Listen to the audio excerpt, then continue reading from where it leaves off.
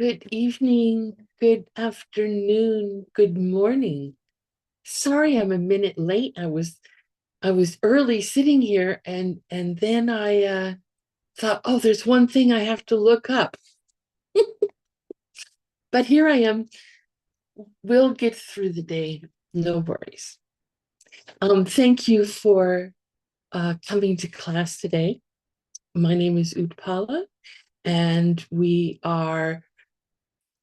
we're doing the course for Proof of Future Lives. And today we actually start looking at a proof for past lives, which is going to be a proof for future lives as well.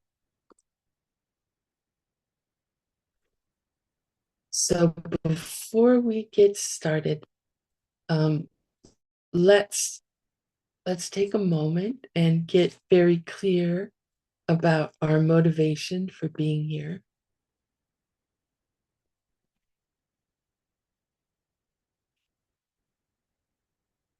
So bring your mind into the room where you are.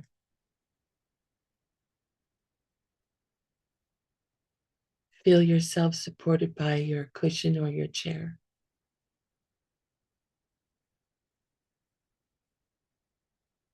Notice your breath as it leaves and enters your body.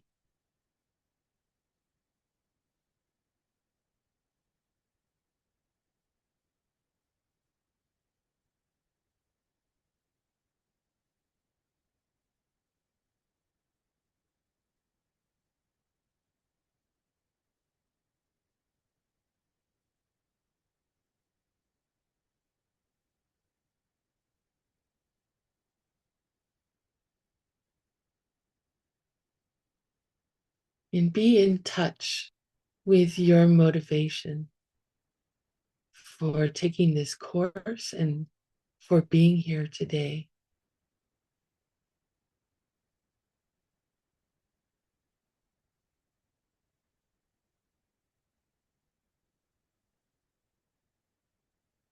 We're studying a topic that will help us sharpen our minds, that will help us to use reasoning properly so we can investigate the teachings that we receive.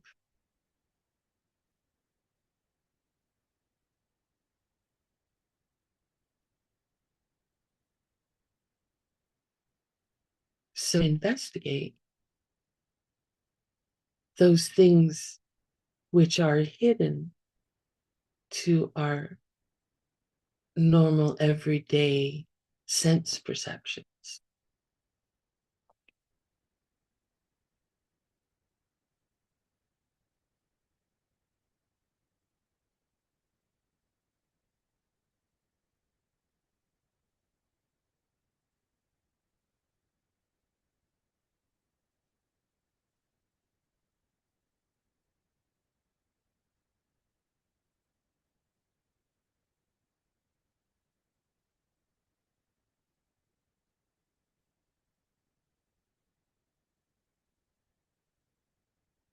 When we investigate and find for ourselves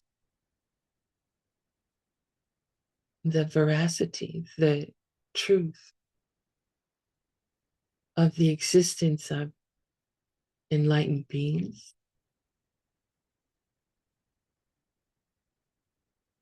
and of past and future lives,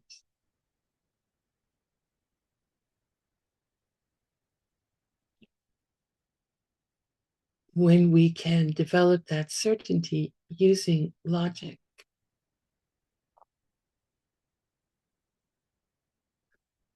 our practice can become so much more powerful.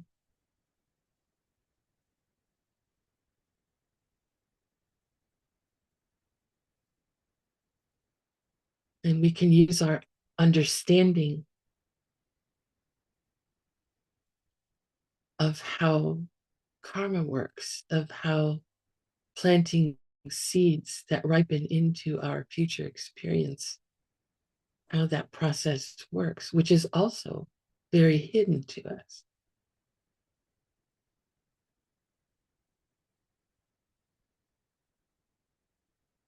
If we can develop trust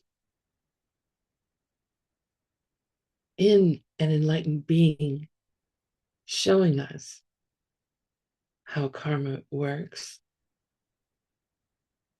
then the seeds that we can plant them in a very powerful way.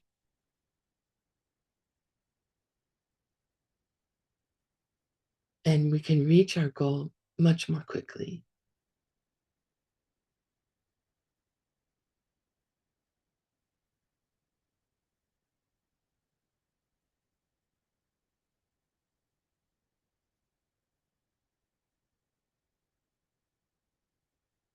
So bring to your mind's eye your favorite teacher for things that around the topic of logic and reasoning. Invite them to come and be with you today.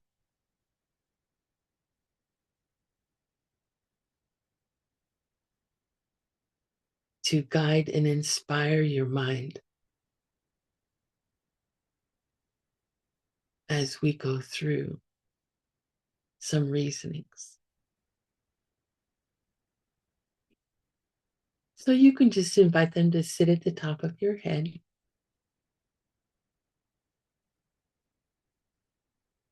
Remember, think of them occasionally throughout the class.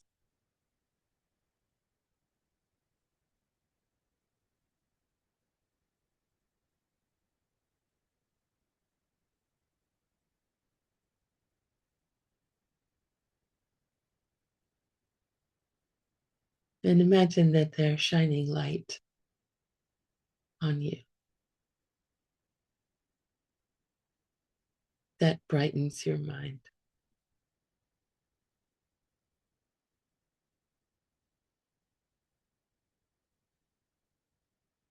And if you'd like to join me in reciting prayers,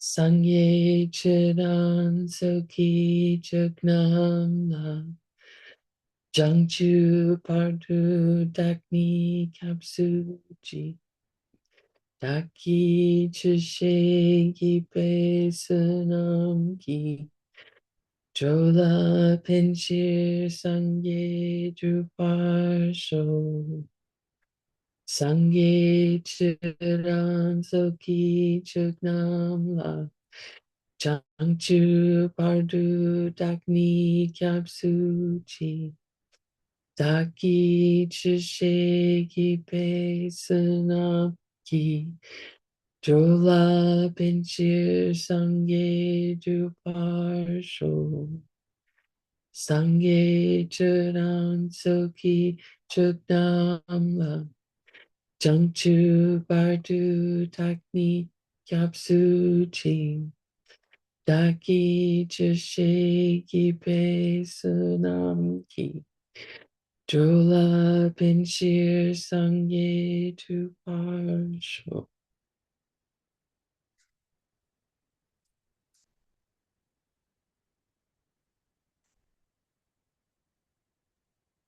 Sashi Puki Jikshin Meto Tram Rira Lingshi Ninde Empadi Sangye Shindu Mikte Uarki Jokun Namdak Shingla Chupar Sho Idam Guru Ratna Mandala Come near Yatayami.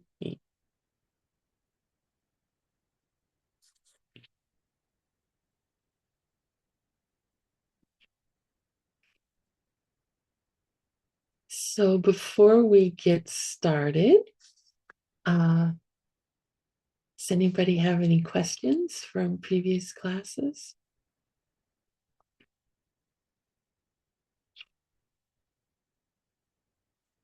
The five qualities of an enlightened being.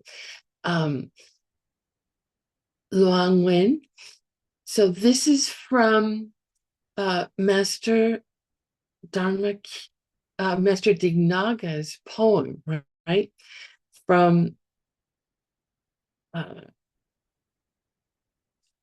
the opening lines of his text, that is a compendium on the Buddhist teachings on logic. And he lists five different qualities.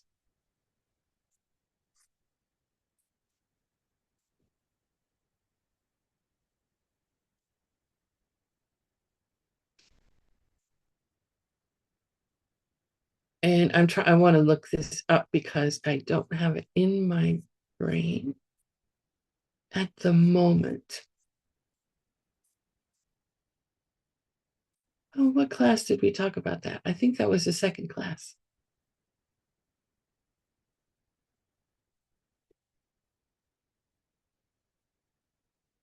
Yeah, here we go.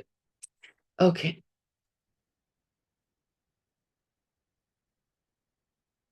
So the five qualities are one, and remember these are in sort of, what is it? It's reverse order. We went through a proof. I was it last class or the class before, um, where the fifth showed how the fourth arises, and the fourth showed how the third quality arises, like that. So the first quality Master Dignaga mentions is that he is turned into one with valid perception, with accurate perception. Uh, the second is that he, Shakyamuni Buddha, has the wish to benefit all living beings.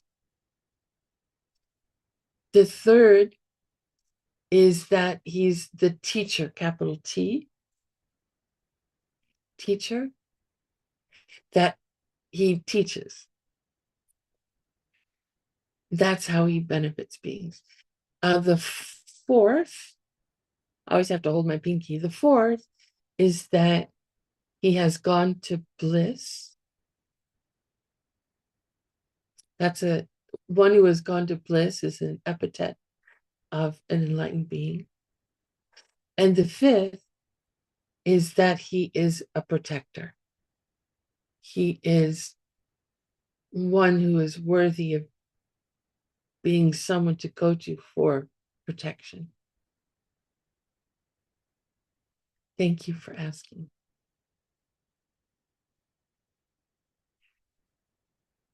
Any other questions?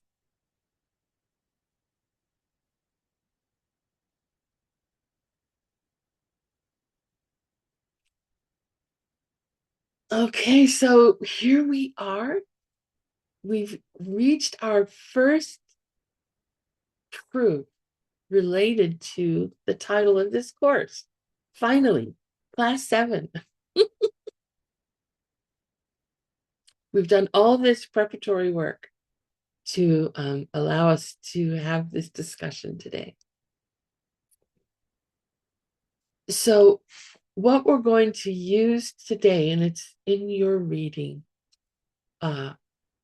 is from K-J, one of Jason Kappa's main students. And it's on his presentation about past and future lives.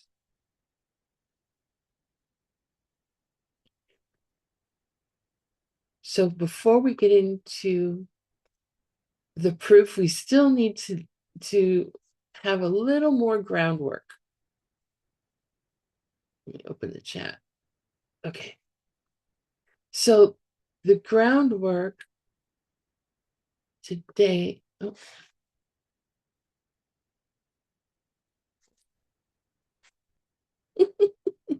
Hold on. Here we go. Maybe here. Okay. His presentation is based on, well, we're going to be talking about cause and effect. And in the general presentation of cause and effect, we talk about causes in terms of cause and condition.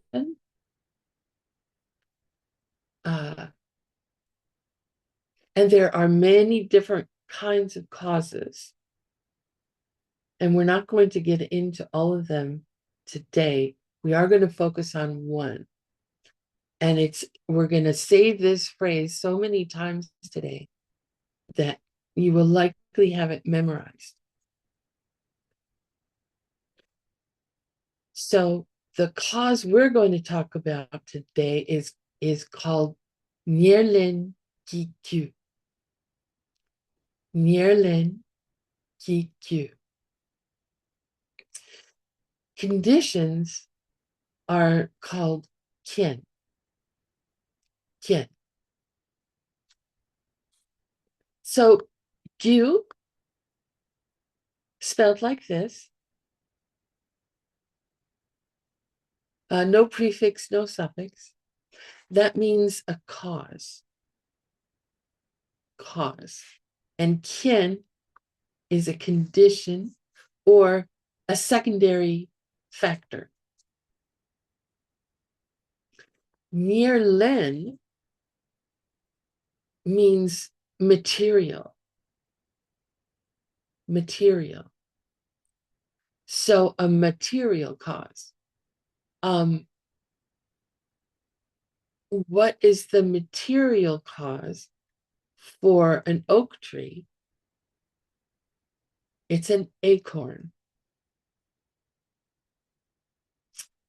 Or the material cause for a tomato is a tomato seed.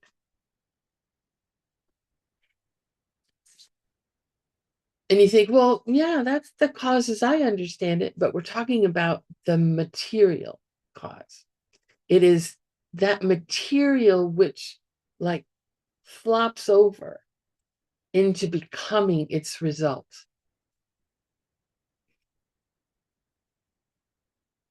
There has to be similarity between the material of that cause and its result.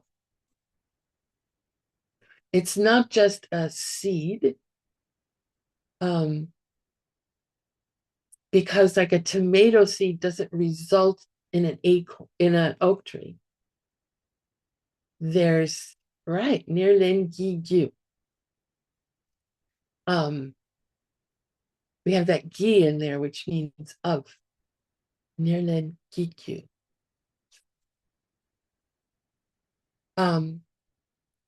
So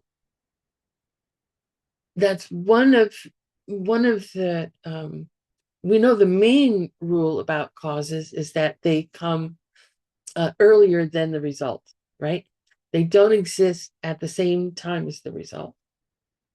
So they occur earlier in time than the result. And then for a nernengikyu, its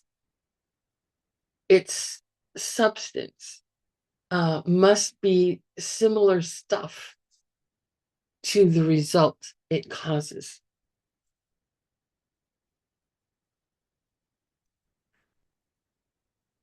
In the case of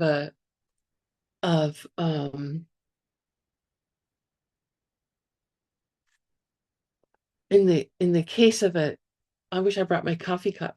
In the case of a coffee cup, it's it's the ceramic that's used to create the cup. That's the nerlengigyu.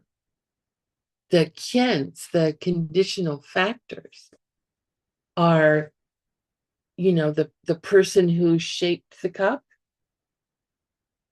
the artist who shaped the cup, the spinning wheel that spun around the clay so they could shape it properly, the water that allowed them to manipulate the clay without it cracking,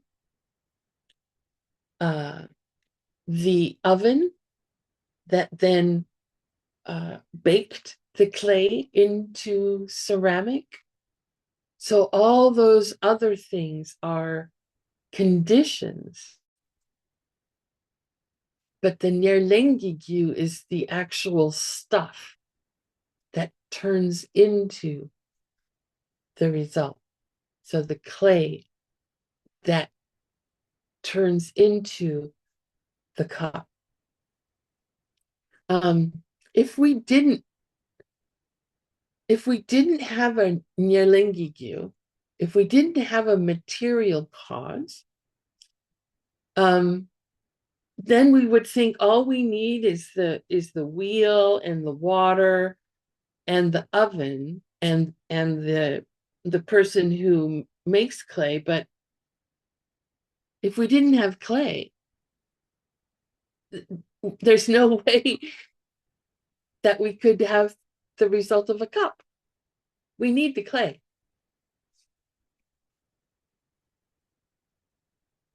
And if we didn't have a material cause that matched, that was similar to the result. For example, let's say we had a bag of flour, of baking flour. So we sit there in front of the potter's wheel and we're ready to make our coffee cup, and we pour the flour onto the wheel. It doesn't, we can't make a coffee cup out of that. We can add the water, we can spin the wheel, we can put it in this oven that's at some, I don't know how many thousands of degrees. It's very, very hot. We're not going to get a cup. So we need clay in order to make a ceramic cup. The clay is the nerlengigyu, the material cause of a ceramic cup. It would be like if we were a farmer and we want to grow orange trees, and we went and planted avocado pits, and we sat there and waited for orange trees to come out. It would never happen.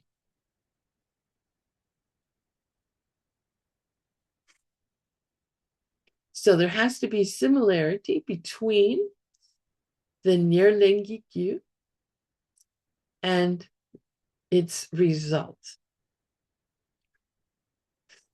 So what we want to do today is talk about the nerlengigyu, or the material cause of a very specific object.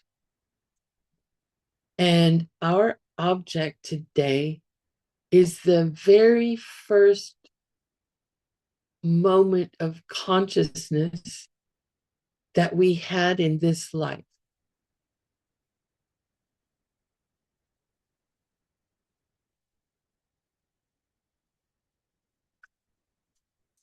We want to know, Buddhism says that the first moment of life, the first moment of mind, is at conception, when the egg allows itself to be penetrated by a sperm. I heard recently that the egg actually chooses the sperm. It's not which sperm is fastest or strongest. The egg chooses. I had no idea. 67 years old and I didn't know that. Anyway, so at that moment, that's the first moment of mind of this life. And even if you don't accept that, even if you accept that the first moment of life is the moment of birth, when the fetus comes out of the womb, even if we look at that, that's fine for our purposes today. That first moment of mind, of awareness, what was its material cause? There is awareness, even though we may not remember it. Some people do come to remember their experience of being in their mother's womb. There are, rudimentary, perceptions. Excuse me.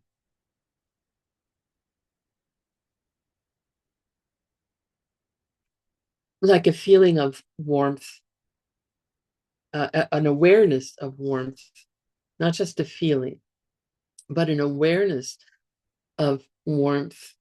An awareness, there's like at a certain point when a fetus becomes aware of its mother's voice. There's awareness of music, for example. There is awareness occurring, even if you think that, a person is not a person until they're born. There's still awareness going on inside the womb before they're born. Now, not to confuse the matter too much, but in your homework, there's a question that asks about the mind at the moment of birth. So for our purposes, we're talking about, let's just say it's the mind at the first moment of awareness in this life. Okay? Whether you think that's mind at the first moment of birth or mind at, a few moments after conception.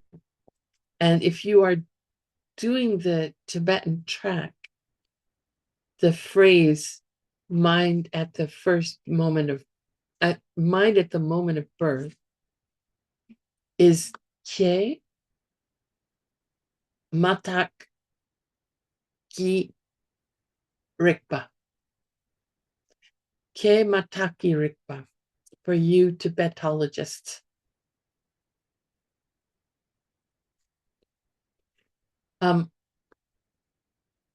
I forgot to go through these two words.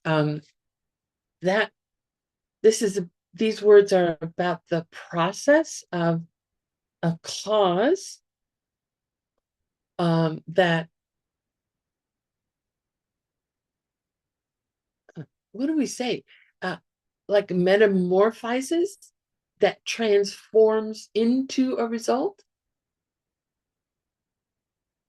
That process of changing from a cause to a result. So there's it's called Ngalok Sujungwa and Chiluk Sujungwa. Nga means earlier and Chi means later. like the process of uh, a caterpillar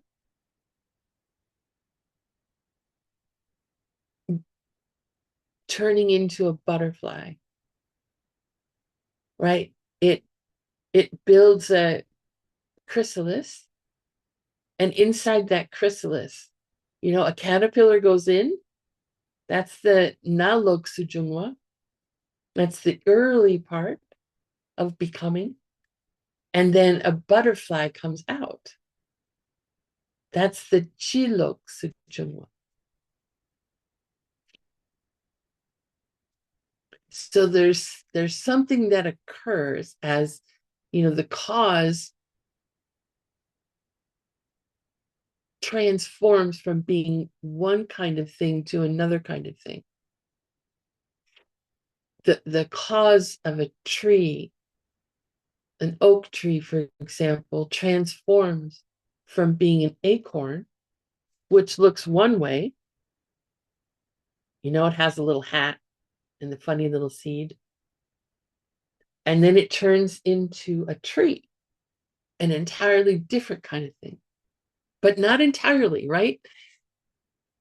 There is a similarity between the material. There's something about the acorn that results in an oak tree. Okay. So our goal today is to establish the material cause for the first moment of mind in this life. Likely we can't remember our first moment of mind,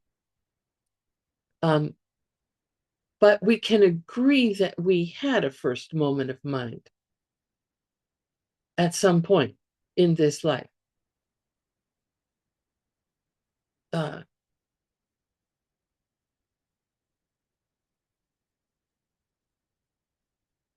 Regardless of inside the womb or at birth, that first moment of mind was very primitive.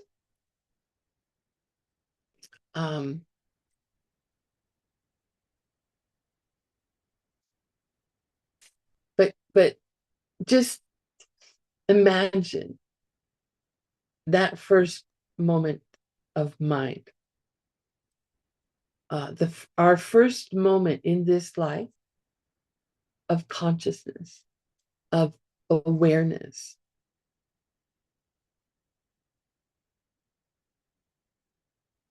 Do modern day people who are not religious in any way, do they accept the idea of a stream of consciousness? Yes, they do. People send their children to school. If people didn't think that we had a stream of consciousness that existed throughout our life, we don't need to talk about past or future lives, a stream of consciousness that existed throughout our life, there'd be no reason to teach children language. There'd be no reason to point out, that's a bird, that's a tree, this is mommy, that's daddy. Or to send them to school to learn the alphabet of their language, to learn how to put those characters together to make words, to learn about counting and numbers, and to learn about what you can do with numbers over time. Way over my head because I'm not a mathematician, but you can do amazing things with numbers. I'm more a language girl than a numbers girl. But our species, human beings, accept the idea of a mind stream. We have our own experience, of learning new things. There was a time when we were not aware of something, and then there was a moment we were aware of something. Um, there was a time when we didn't know how to uh, tie our shoes. And then there was a later time when we did know how to tie our shoes. So we accept this. Uh, this is not like some sort of profound idea of a mind stream. Um, but even in cultures that accept reincarnation, accept that there was a past life, and then there's this life, and then there'll be another future life. Even in cultures that accept that, um, we don't ourselves have a personal experience of that, right? Most of us. Uh, and we don't have the logic that supports that idea. We may believe it because our parents told us this is what's happening. Our culture told us this is how things work. But they never like explain the reasoning behind it. So even for people in cultures like that, um, it's good to explore what we're going to explore today, because KJJ is going to lead us through reasoning to establish a past life.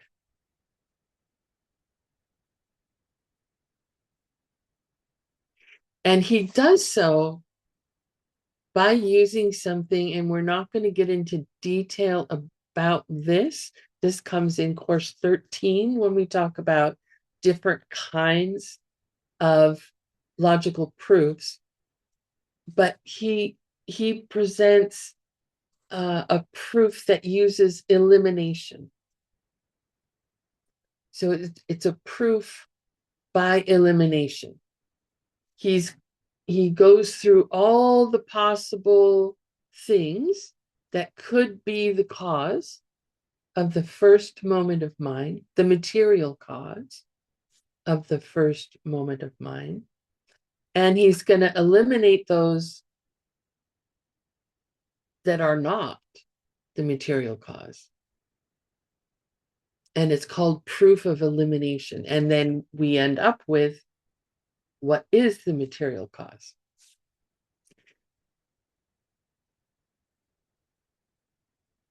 So already in this course, we've talked about like all existing things, and we've divided or categorized these existing things.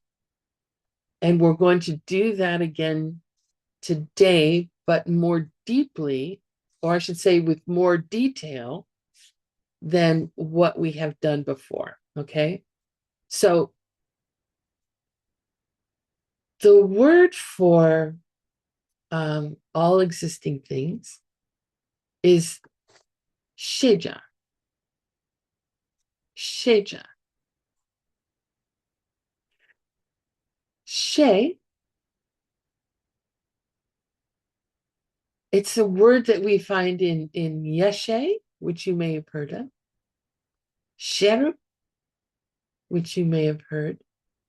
These are different words for wisdom, Yeshe and Sheru. The She is to know, to know. And then Ja, when you add this Yes, very good. Thank you, Mintrit. Um, when you add ja to follow a verb, it turns it into an adjective. So she ja, and basically, if we could take ja by itself, which we don't do unless we're doing it when it's not following the verb, ja in this case means um, um, that which that is, which is. something that can be. So sheja is that which is known.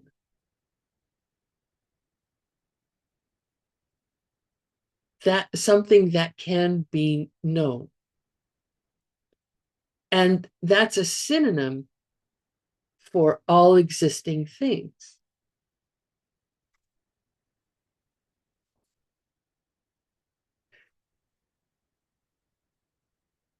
Anything that can be known.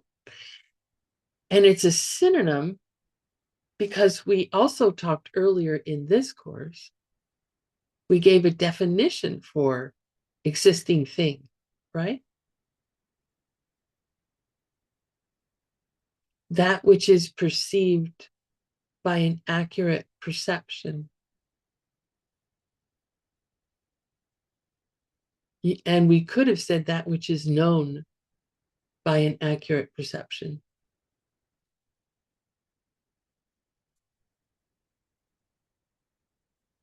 Is it true that all things that exist are known by someone?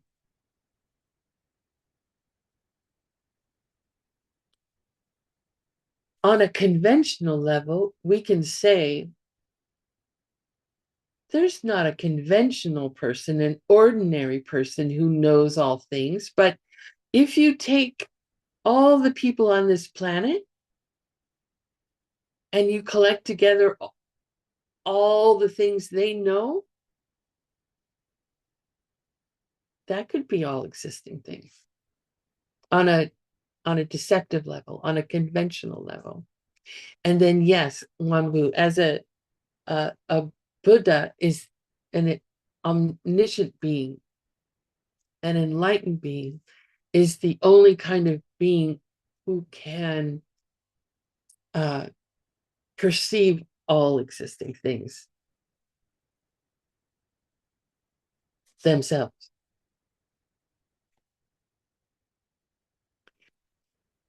So we have this big pile, and it's called all existing things, all knowable things, all things that can be known. We can divide that into two.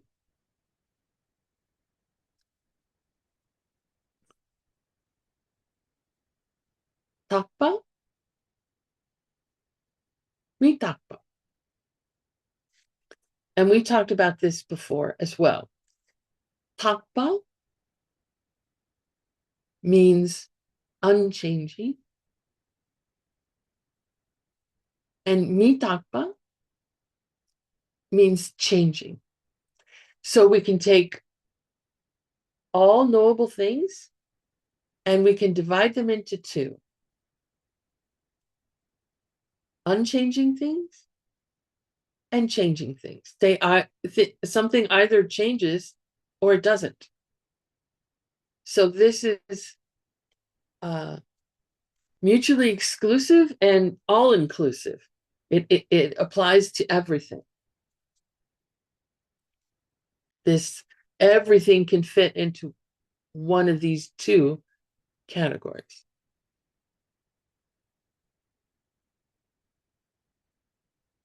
And we talked before about why permanence was mm, a tricky translation of takpa, because something can be unchanging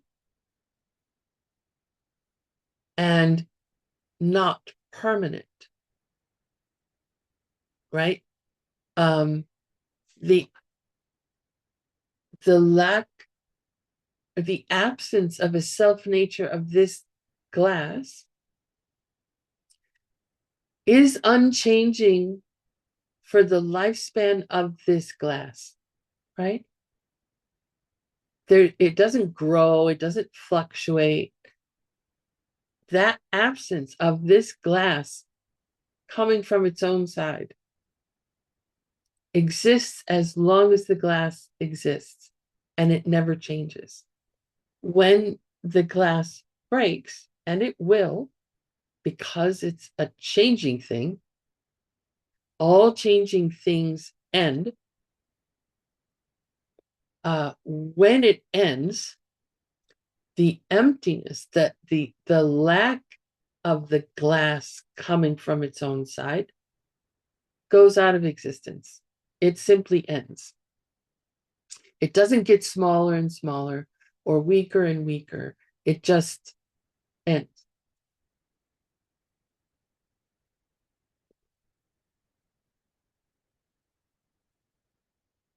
On the other side of why permanent is not such a it's not a great word to use to translate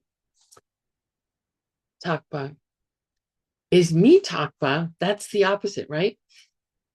The opposite of unchanging is changing. So the opposite of permanent is impermanent. Impermanent. But there is a changing thing that never goes out of existence. Remember, we talked about omniscience, right? That omniscience, because it perceives all existing things, must be a changing thing, because amongst all existing things are changing things. And when the mind perceives changing things, it also changes. As I move my hand across the monitor, your monitor, or your phone, whatever you're using, your mind is changing as it perceives that object moving through space. So it would not be correct to say that mind is impermanent, because as we're going to find out by the end of the day, by the end of this class, that mind has no beginning and it has no end. It is permanent. It's changing and permanent. Yes, thank you, Mintra. So that's why Geshe Michael uses unchanging for takpa and changing for mitakpa. And I think it helps us understand this concept more easily. Okay. So our question is, okay, what's the material cause? So first we should ask, does the mind have to have a cause? Is that a valid question for us to ask? Is it true that the first moment of consciousness in this life has to have had a cause?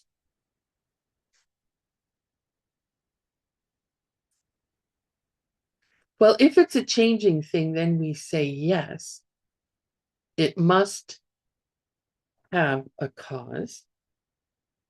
As you know, we just talked about omniscience and perceiving all existing things, it must change. But we also talked about, with regard to omniscience, the Charvakas had this idea that there was a creator God who was omniscient and unchanging. Unchanging things don't have a cause. There's not a fluctuation occurring in an unchanging thing. An unchanging thing is it's static. It doesn't fluctuate. And so we argued against the Charvaka's ideas by saying that if the mind is encountering all these changing things, then it had to have been created. And it wasn't logical to say that something that is a changing thing wouldn't be created by another changing thing. So in other words, did the creator God exist before the creator God created itself and all existing things? It just doesn't make sense. This idea of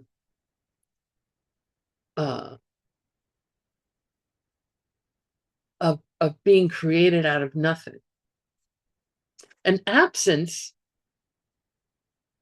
is a concept. All unchanging things are concepts about an absence. They are ideas held in the mind about the absence of something. We have cessations, which is the word we use when we say an arhat has a cessation of their negative emotions. They once existed, these negative emotions, and then they ceased to exist. They no longer exist. That's a cessation, something that once did exist and now ceases to exist. The fact that it no longer exists doesn't change moment to moment. It's just a fact, and it exists for the rest of time for an arhat.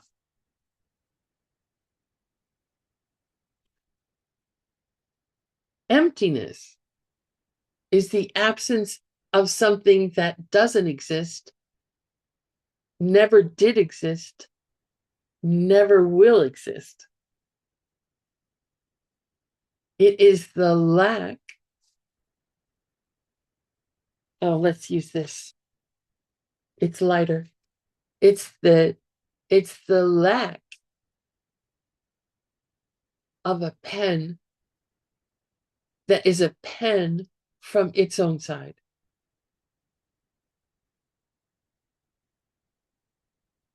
That's what we call emptiness, tongpani. Another unchanging thing is what we call empty space. Empty space. So, we have, I think this is a problem in many languages. I'm not sure about yours. But in English, we use the word space to talk about outer space, where all the other planets and stars are. We used to talk about like the space in this room, like the distance between the walls.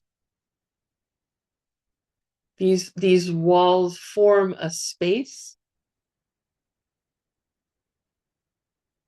But empty space, it's not made up of, molecules or planets or anything like that. Empty space is, they call it tokrakaksam. It's the mere or simple absence of obstruction.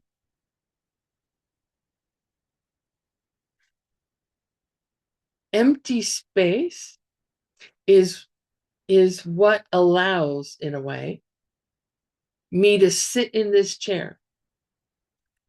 There was nothing that would obstruct me from occupying this empty space, this space.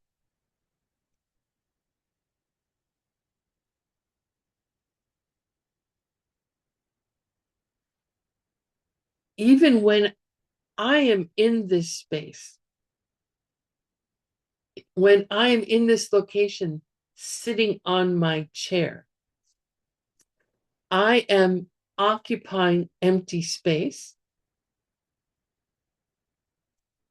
because there's no obstruction. There's nothing that's stopping me, hindering me, blocking me from sitting on this chair.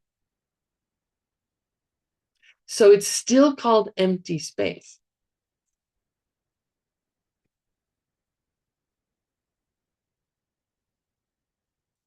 No one else can sit on the chair because I'm sitting on the chair. I'm blocking.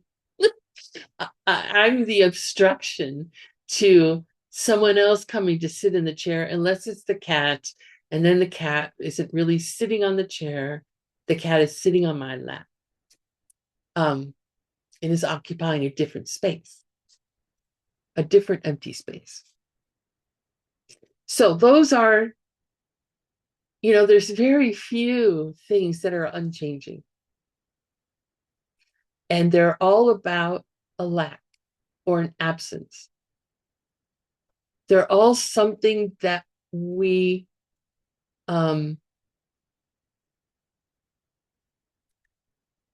have to use conception. We have to think about it. It's not something that exists as a manifest thing or object.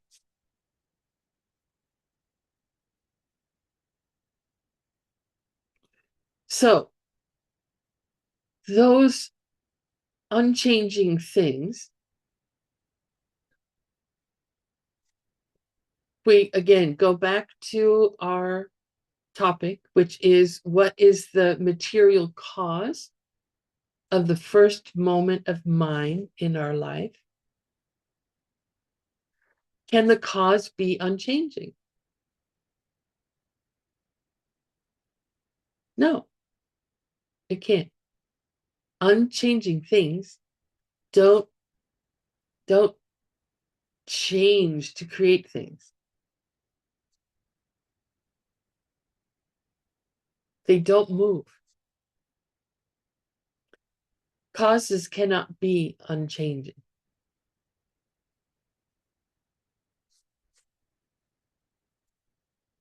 So we can eliminate unchanging things. So now we're left with, of all existing things, we're left with things that change. Changing things. Now we're going to make it easier for us in our process, our proof of elimination, we're going to divide changing things. And we're going to do it in a very basic way, because we just don't have time to do it in any more detail. So the basic way of talking about changing things is something that is very common, like in English, and probably in your language as well. And that's Bempo and Rikpa. Probably not common in those words. Bempo means matter, physical matter. Its definition is Drupa, which means that which is composed of atoms, physical stuff, matter, physical matter. And Rikpa or Shepa, they're synonyms. Rikpa means mind. Mind, matter and mind and matter. Like we have this phrase in English, mind over matter. You know, the mind can think up things to to uh, to affect matter. Like we take clay and we make coffee cups. We figured that out, how to do that. We used our mind, the faculties of our mind. And you know, this is what we humans have been doing for thousands of years, is thinking up new ways to manipulate and affect matter. Anyway, mind and matter. So not a radical idea that we would divide things into mind and matter.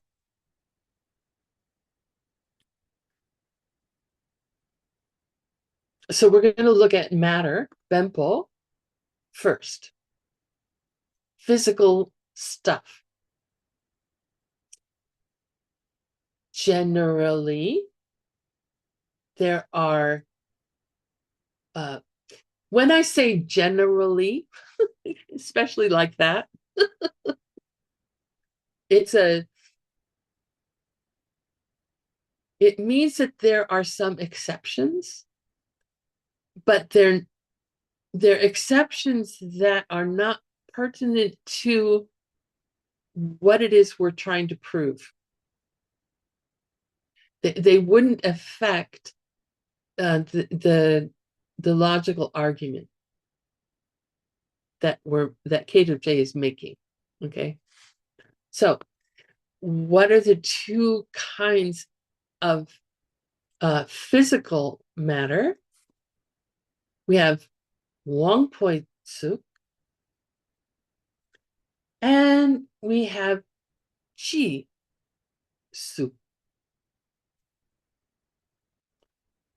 Wangpoi Tsuk. Wang, you may have heard this word before if you've been studying these teachings for a while. It's a word used for empowerment, like entering the diamond way. You do so through a ceremony that is called a Wang. Wang.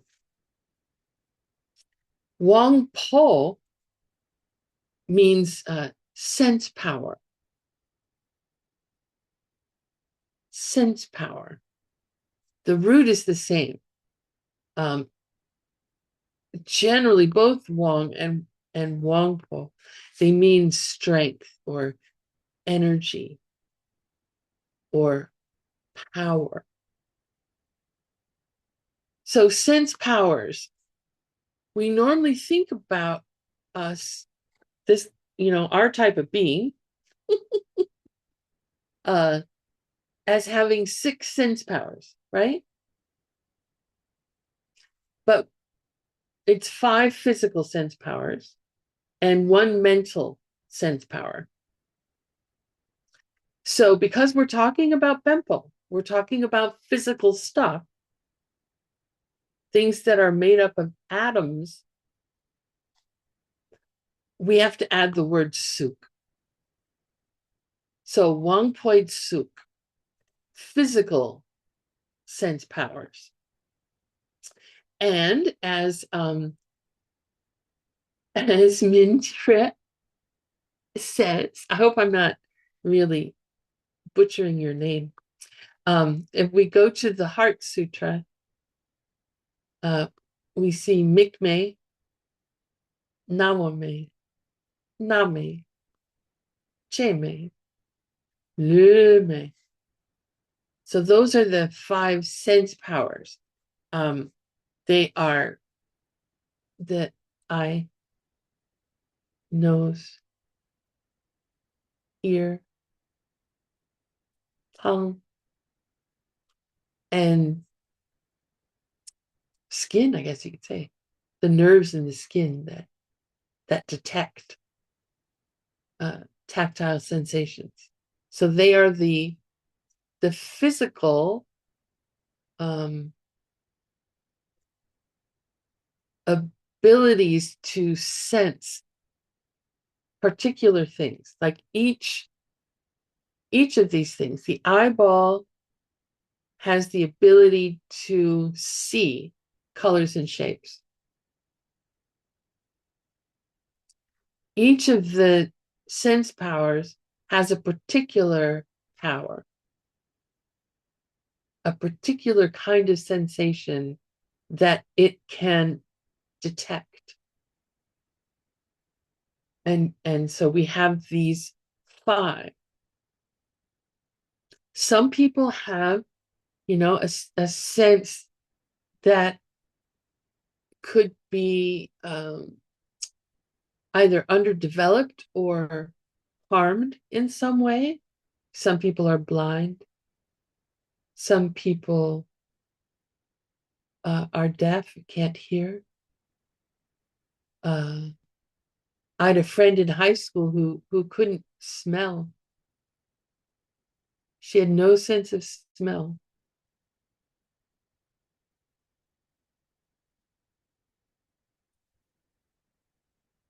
So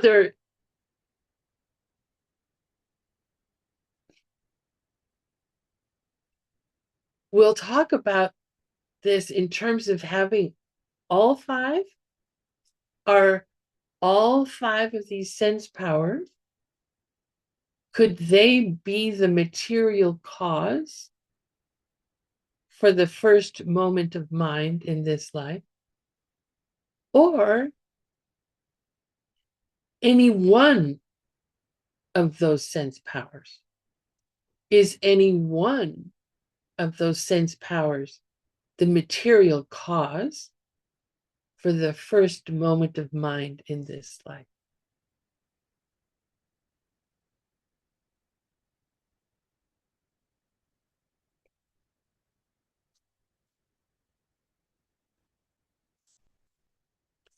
But we'll get there in a minute. First, let's talk about chi. Chi tsuk. Did we do that? I'm sorry, hold on. Let me look at my notes here.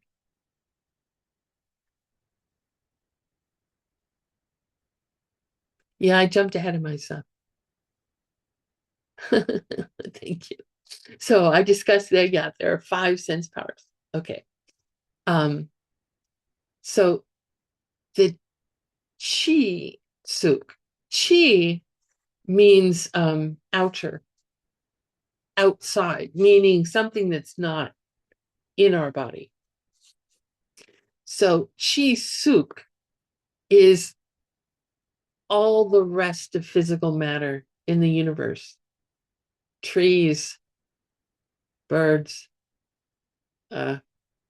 houses, cars, roads, dirt. The Abhidharma Kosha talks about that every every everything that is physical, they're made of atoms, right? They're made of smallest particles, and in that smallest particle there are the elements four elements. And the amount of each of those elements is different for different kinds of things.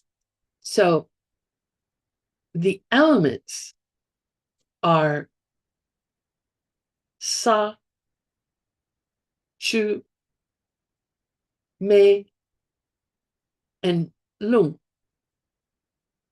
Sa is the earth element. Chu Chu is the water element. Mei is the fire element. And Mung is the air element.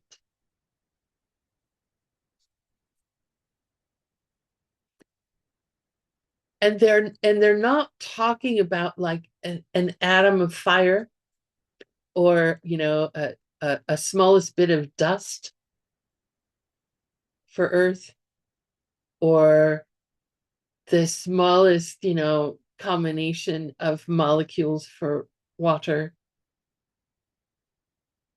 or and they're not talking about oxygen for air. They're talking about, for Sa, they're talking about, well, we're going to get into this in more detail next class, so I won't get into it now. But they are things that affect how that physical object presents itself. Like the earth element is what is predominant in this thing. It's hard. It has a lot of earth element. There's not much wind element, because it doesn't, it's not, we can't bend it, we can't squish it easily. It is squishable. Some strong guy with big boots could put this glass on the ground, stomp on it with his foot, and the air element would allow this glass, this very hard thing, to smash. So it's the air element that allows it to break. But we'll get into that more later. So that's what outside physical matter is. That's how we're going to talk about outside physical matter, is in relation to the four elements: earth, water, fire, and air. Okay, so let's go on, Utpala. So first, we're going to investigate the sense powers. The five sense powers, the ones that are physical: eye, nose, ears, tongue, and skin. Yeah, that's fine. Okay.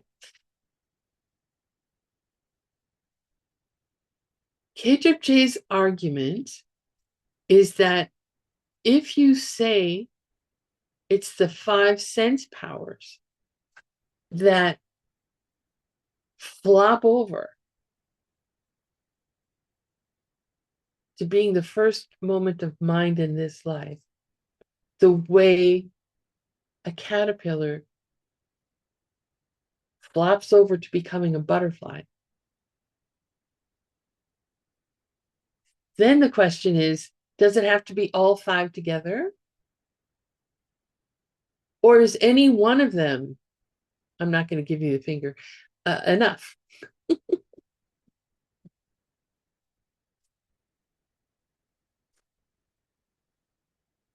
So all five or any one? So first we investigate all five physical sense powers that are the material cause for the first moment of awareness in this life. So then he says, that's the fast answer. We have to talk about why. If you say it has to be all five, then if you had all five at birth, then what if you got some disease and you went blind? Would it be the case that there's no mind? Because you're missing one of the five. If a child is born deaf, does that child not have a mind? If my friend who couldn't smell anything, did she not have a mind? She had a mind, believe me. So, no, it makes no sense, as Mintriet says, that all five of them have to come together in order to be the material cause for the first moment of mind. So now we have to look at, is it any one of the five physical sense powers? Let's take the eyeball, the eye organ. If K.J. says, if it were enough to say that the eyeball was the material cause of the first moment of mind, then because of that rule that there has to be similarity between the material cause and its result, the mind should be able to see as clearly as an eyeball does. The colors should be as vivid. Shapes should be as distinct as what is perceived by the eyeball. But it doesn't. Right now, bring to mind, yes, it's true, a blind man can still have a bright mind. Very true.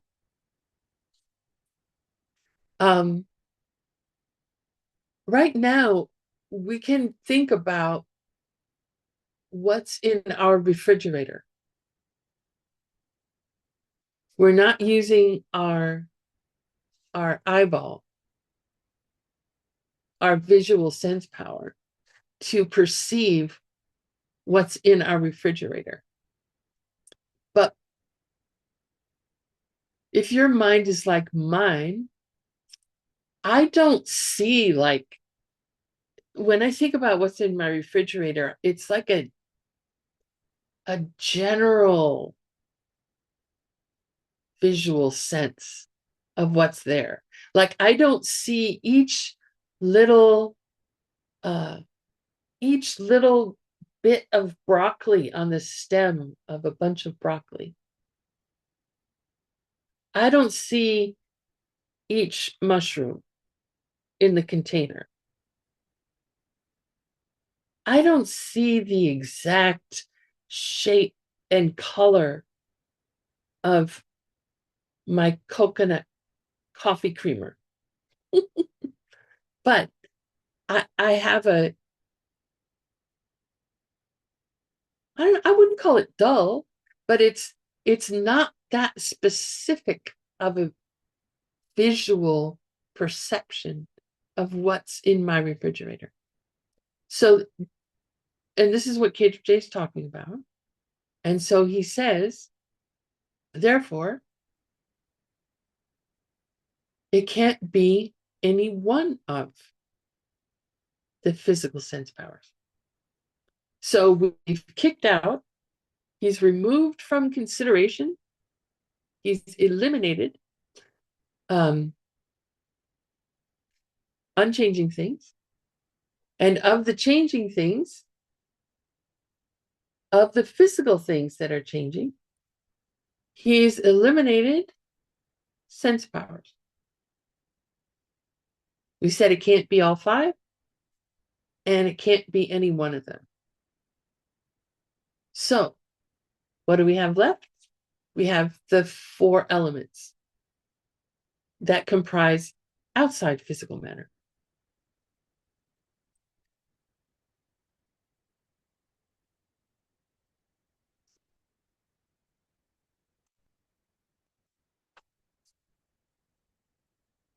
It's the same process of elimination.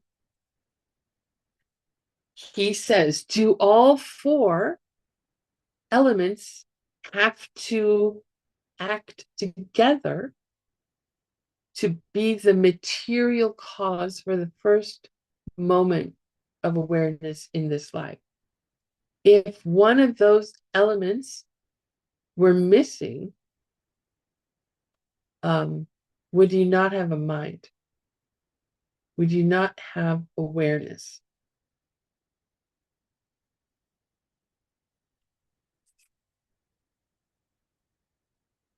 And it's the same problem as we had with the sense powers, although we have not explored these four elements. We don't have an understanding of these four elements like we do of our sense powers. We know from our personal experience, from our own personal accurate perceptions of what these sense powers are, and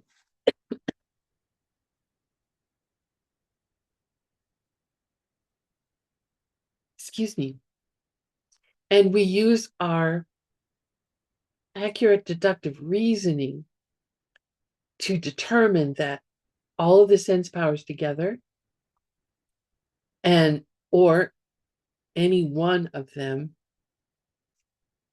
are not the material cause for the first moment of consciousness.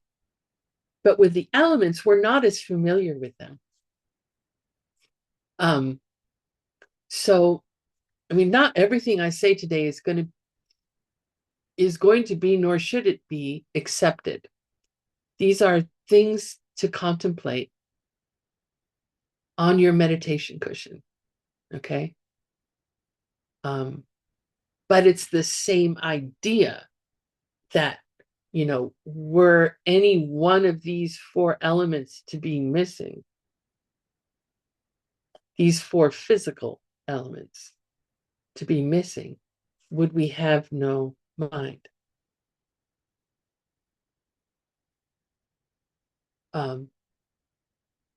Are they similar? Is the definition of water, the element of water, is wet and flowing. Is our mind, our awareness, is it wet? Is it flowing? Well, flowing, we can use flowing, but it's not flowing like water flows. So the similarity requirement between the material cause and its result is absent. And we'll look at this more, because when we get to Dharmakirti's logical reasonings, we're going to explore those a little bit more. Okay. Now, can they be a factor? Can the four physical elements, can they be a condition of our existence? If we have, I mean, let's just talk about them instead of as, earth, water, fire, and air. Let's talk about them in terms of chemicals, like things that we find on the periodic table. If we have too much iron in our blood, then we can have certain problems, and that can affect the brain, and we get, like, for example, I don't know, foggy mind, a mind that can't think very clearly. So in the same way as having too much or not enough of a particular chemical, calcium or iron or different things, they can affect, like if we have a grove of oak trees, we need acorns as the material cause of the oak tree. But let's say, and the sun and the water and the fertilizer, those are factors in this tree coming out of the ground, right? Without the acorn, there's no tree, period. With an acorn and only a little bit of water, we'll have a little wimpy sprout, and maybe it won't even grow much at all. Or if we don't give it fertilizer, maybe it's not so strong of a tree. But it's still a tree. It's just a wimpy one. Or if its soil is not very good, maybe it doesn't grow so tall. So the physical sense powers and the physical elements can change what it is a mind takes as its object, but they don't turn into mind. And we're going to get into this more in the next class, but that was just a little teeny preview. So now we've gotten rid of all physical things.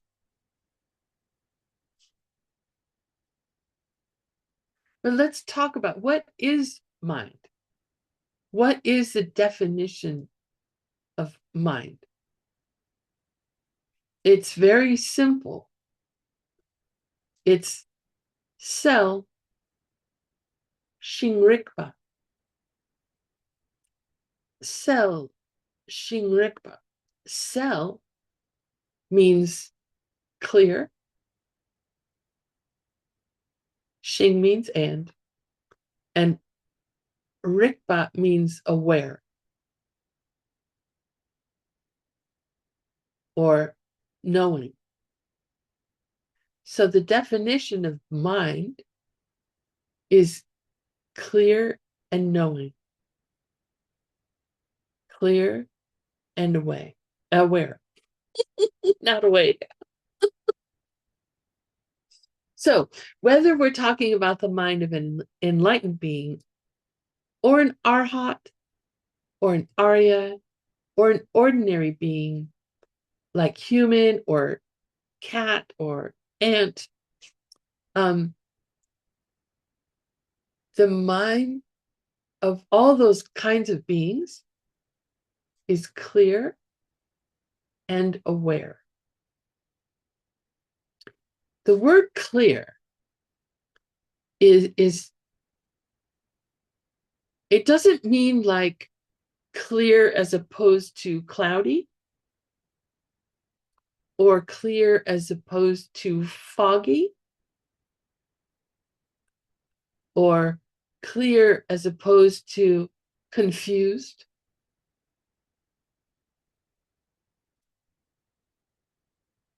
Clear means that it refers to its quality of being ineffable. It's you can't see it. You can't touch the mind. You can't taste it. You can't smell it. You can't physically move the mind. You can't cut it. You can't squish it. You can't make it bigger or smaller. Although we use words like that, like, oh, he has a small mind, meaning someone who, has a very limited understanding of how the world works. But we don't mean that literally. The mind has no size. The mind has no shape.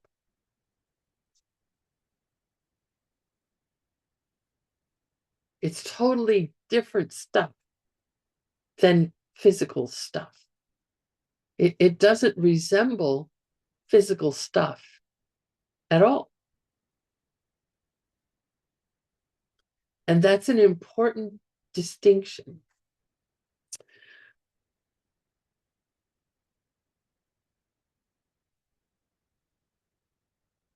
People in the West, and I'm assuming modern people all over the world, think that the mind resides inside this bony skull,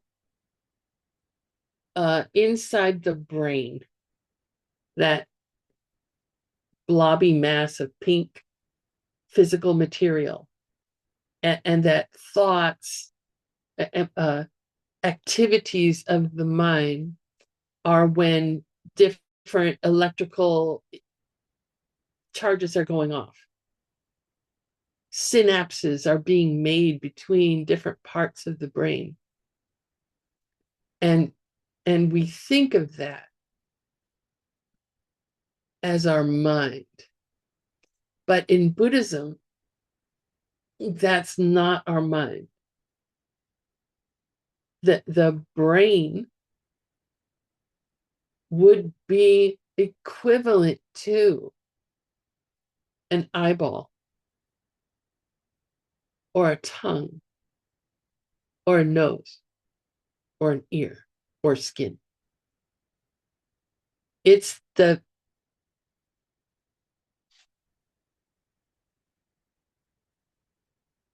doesn't affect the ability of the mind to be clear and aware. In Buddhism, mind is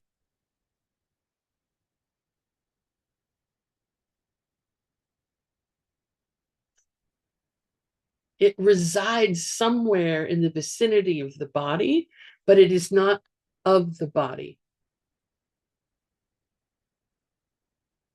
It is not a physical thing.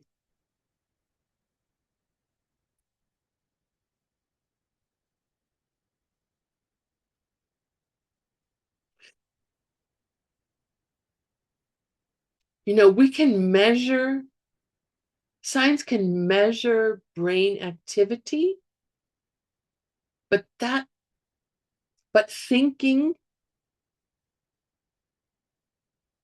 is not mind. Mind is clear and aware. Thinking or feeling emotions, those are mental functions. They are mental activity, but they're not mind.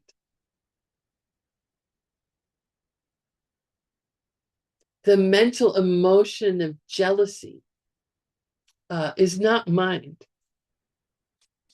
The mental emotion of anger is a mental function. It's not mind.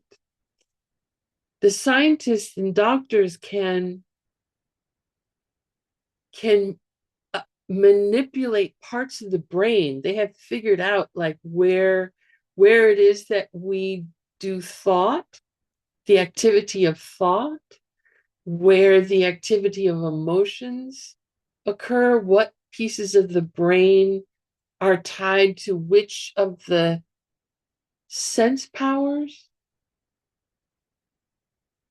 and they can affect the ability of the body to make a connection with the different sense consciousnesses and the different mental functions, but they don't affect mind. We can't say they affect mind.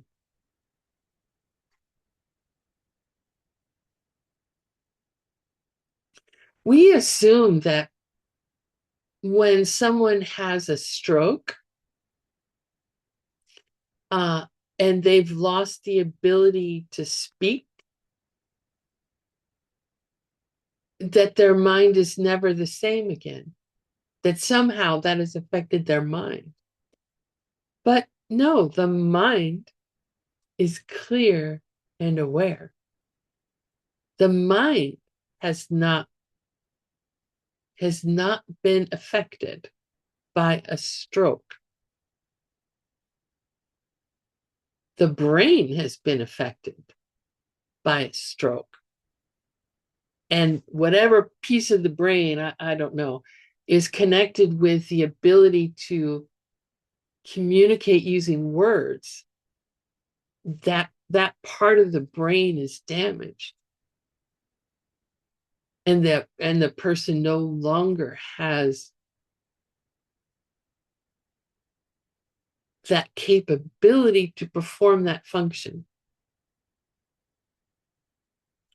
The mind has not been touched.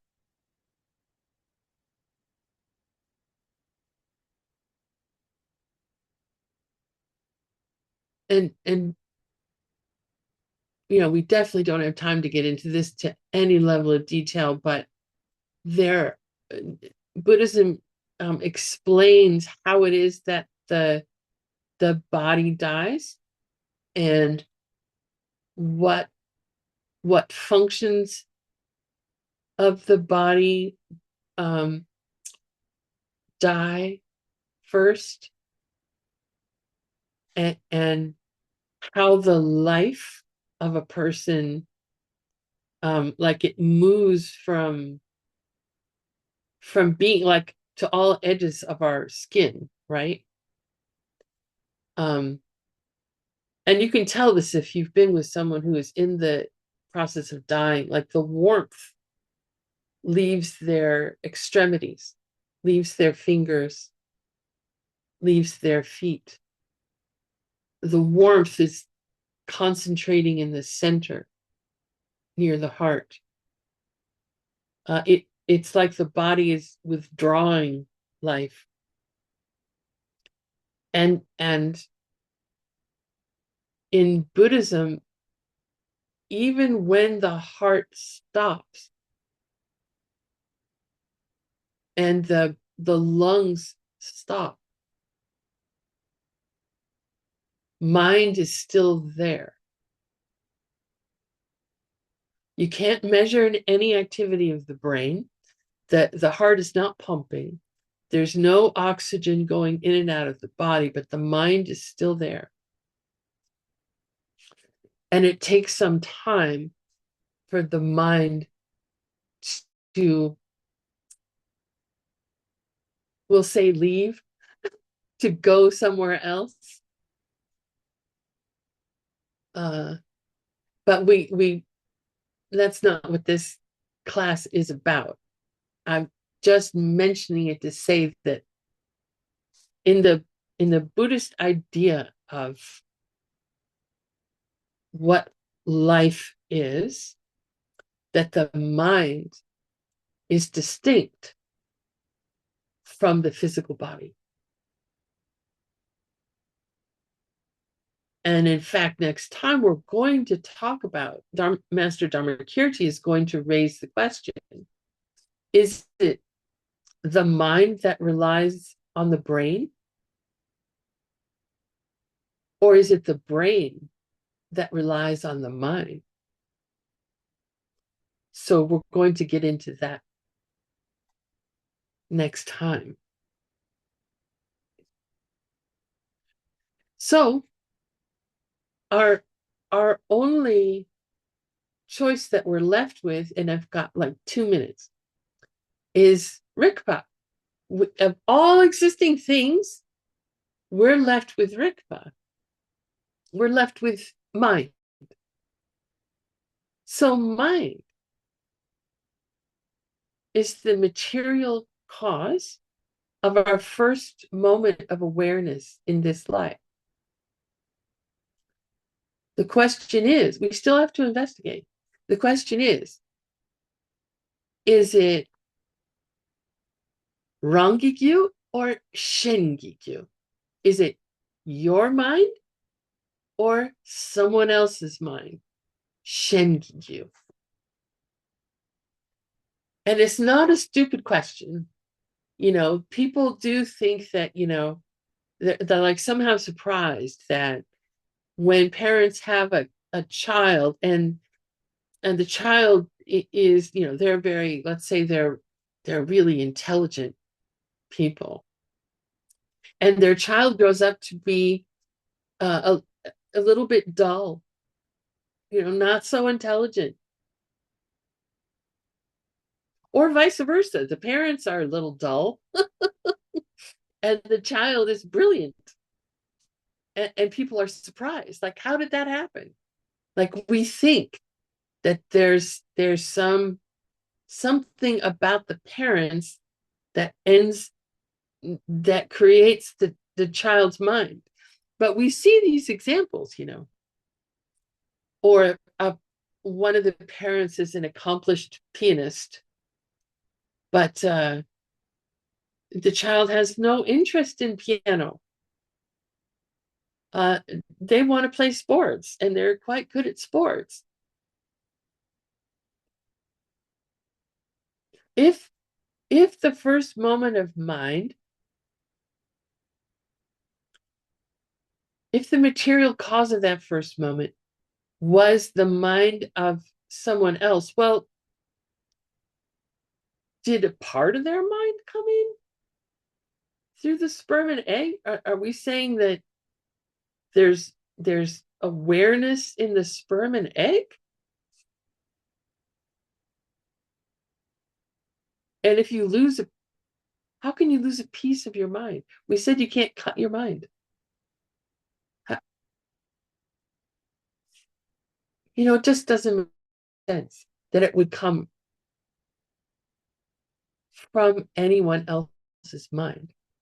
Our awareness is distinctly our awareness. Ordinary people can't perceive our awareness. Only we have the experience of our awareness and an enlightened being. But, I do not have a perception of your experience of being aware. It's uniquely your experience, uniquely your awareness. So there we go. So it can't be another person's mind. Therefore, it has to come from your mind. And if you think about it, if it came from your mind, there had to have been a moment before that. If it's your mind, you must have had another life before this one.